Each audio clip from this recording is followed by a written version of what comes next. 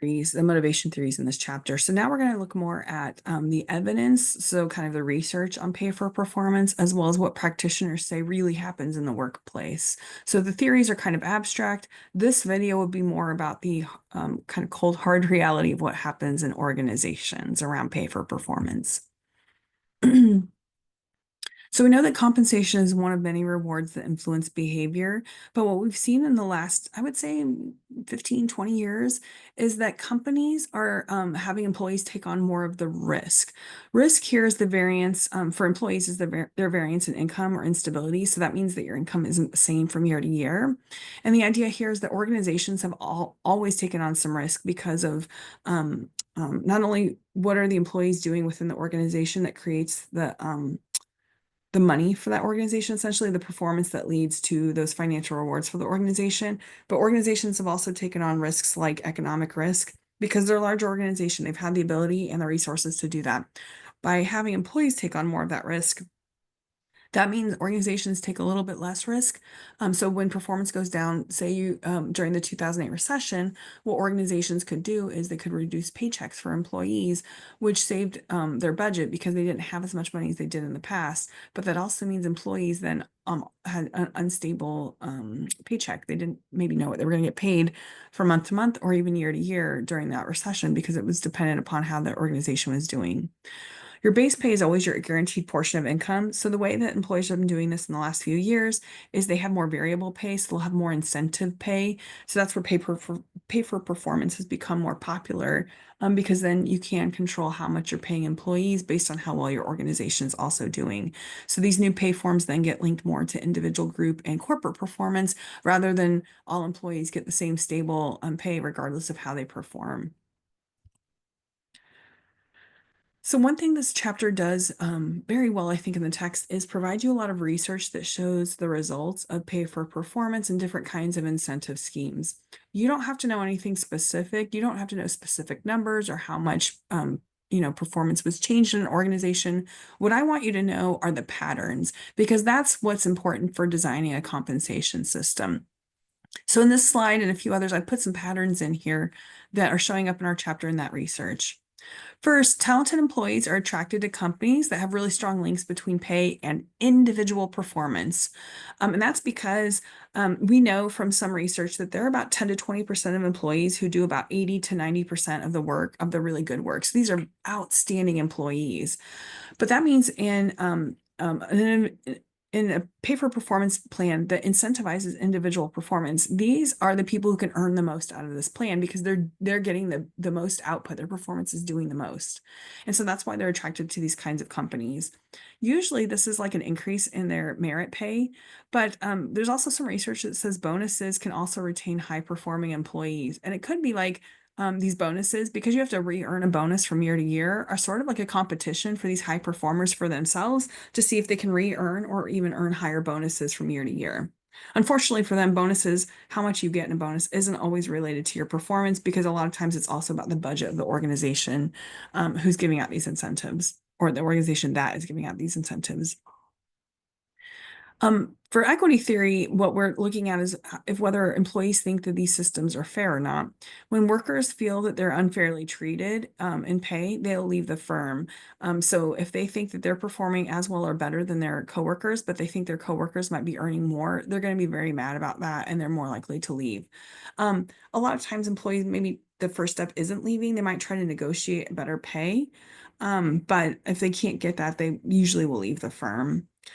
Pay for individual performance can lead to poor performers leaving. This is a kind of turnover we do want because a poor performer means they're not performing to the standard we want them to. So they should leave, which could increase our productivity just generally because we don't have this kind of drag anymore of a poor performer. It also means you have the opportunity now to hire someone who actually might be a high performer. And so there's really two good things for an organization when you have turnover of poor performers. Group incentive plans. This is where you incentivize teams and groups for the work they do. This could be by departments. This could be in a lot of organizations I've been in, it would be the teams that you're working on to get specific projects done. That can lead to more turnover of better performers. And that's back to that idea that there are a small number of employees who are doing some of the most outstanding work in that workplace. And so if they're in groups, they feel like their group is benefiting from their really hard work because they have the biggest contribution for that group's performance. And so they're less likely to want to stay around for that. You have other rewards that also influence decisions. And I would say a lot of rewards at the beginning of your career, compensation might be very rewarding because you need that compensation. But once you make a certain amount of money or you have a good amount of savings, there might be other things that you really care about much more than compensation.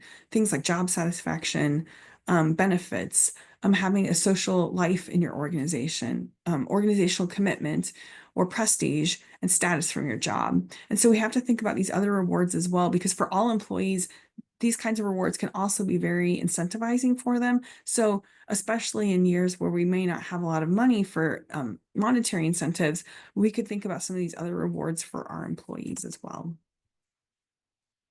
However, there can be harmful effects of pay. Some critics argue that incentives are morally and practically wrong. Essentially, they're saying that you're controlling employee behavior by incentivizing that behavior, and that gives the employer a lot more power than maybe they should have in that relationship.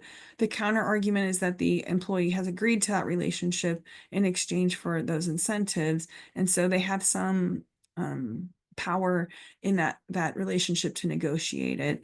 I will say overall, generally, employees never have as much power as organizations. So whether you think one of those arguments is much more influential in what actually happens in the workplace or not is up for debate. Incentives can harm productivity. This goes back to a theory we didn't learn about called self-determination theory. You don't need to know what that is for the test, but the idea here is that employees are usually picking jobs, or we think they're picking jobs that they would enjoy, that they're interested in doing. And then when you start paying them for that, though, it can decrease that interest and enjoyment because now they see the job as a transaction. They're doing something to get something else. There's some truth to this, potentially for certain kinds of jobs. One counter argument for this is some people are in jobs not because they enjoy them, but because they need the money and they may not have the skills to have the kind of job that they would enjoy anyway. So you can think back to the kinds of jobs you had as a teenager, or maybe even now while you're still in school. This may not be the job that you really love, but you need the money and it pays well and it works around your schedule, so you do it. The other thing is that a lot of us, have some intrinsic motivation to do the jobs, the ones that we build careers around. And so the incentives, we need money to work. So we're going to have to be incentivized at some level. But that's where sometimes those other rewards, like having status in your organization or recognition for a job well done, are really important to employees. And they can counter this idea that incentives can decrease productivity.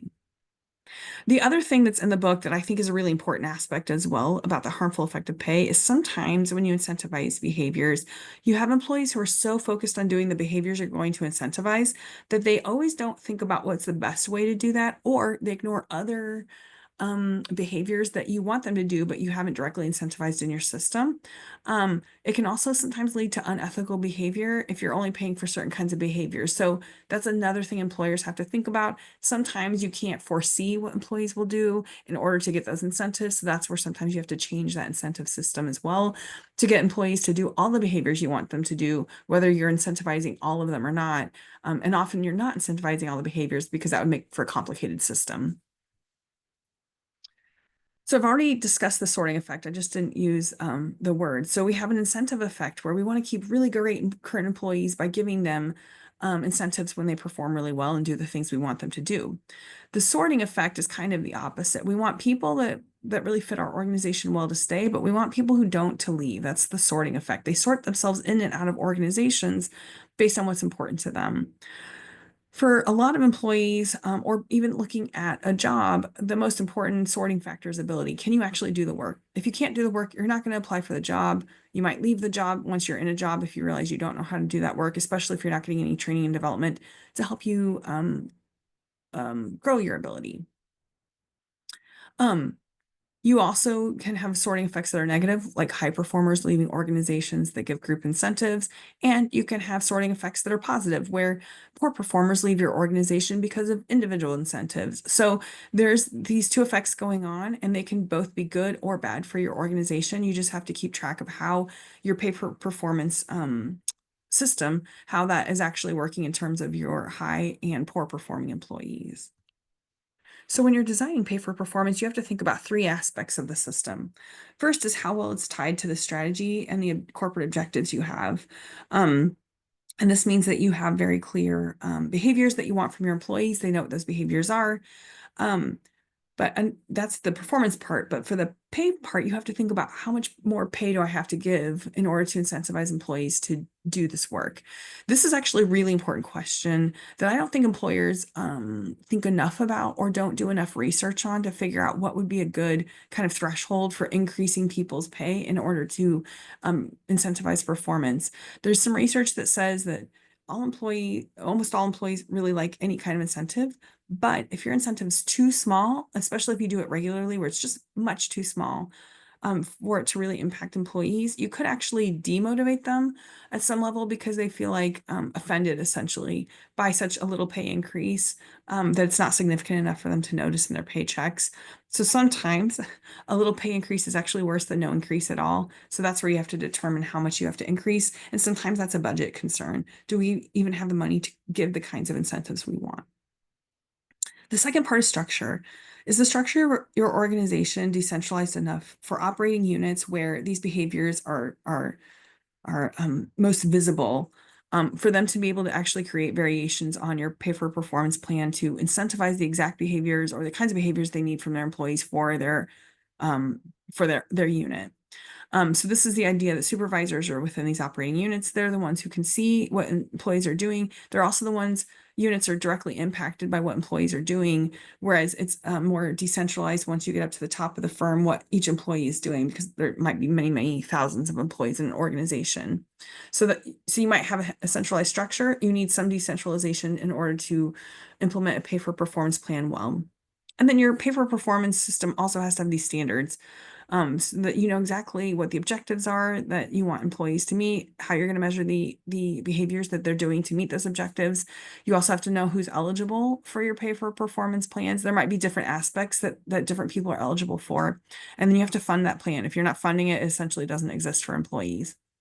But remember, the standards change and they can change from year to year, not only because your business is changing, but also you may see that your pay for performance plan isn't working as well as you wanted and you have to tweak it. So remember that, and that you need to communicate those changes to your employees as you're making them so that they understand what the new standard is. Pay for performance also has been studied in terms of its equity or fairness according to employees. So employees are concerned about distributive and procedural justice. We've learned about these before in earlier chapters. Distributive justice was how much they're actually making in terms of their compensation and other incentives, and procedural justice is how those decisions are made. There's an argument, I would actually agree with this, that procedural justice is more important than distributive justice because employees understand how decisions were made. They also then understand how that system works and they can do more of the behaviors you want them to do in the future to potentially correct any issues they see with distributive justice. The key element in all of this is communicating your system to employees. They want to know in advance what's expected of them, and you want them to know as well because you need them to know what behaviors you want them to do. They have to have the opportunity to provide input. So you may have, as a manager, for example, behaviors you want your employees to do, but they're kind of the boots on the ground. They know exactly what's happening during the workday and can help you come up with behaviors that are easier to measure, that are more likely to actually happen, or that consider the fact that employees may not have all the control they need to do the behaviors you want them to do because of the kind of work they do and who they work with. And then you want a mechanism for appeals when employees think that decisions were made unfairly or they think procedural justice was violated. If they have some kind of way to submit complaints or ask for a decision to be reconsidered, then that helps to create a more fair system in terms of employees' perceptions of pay for performance.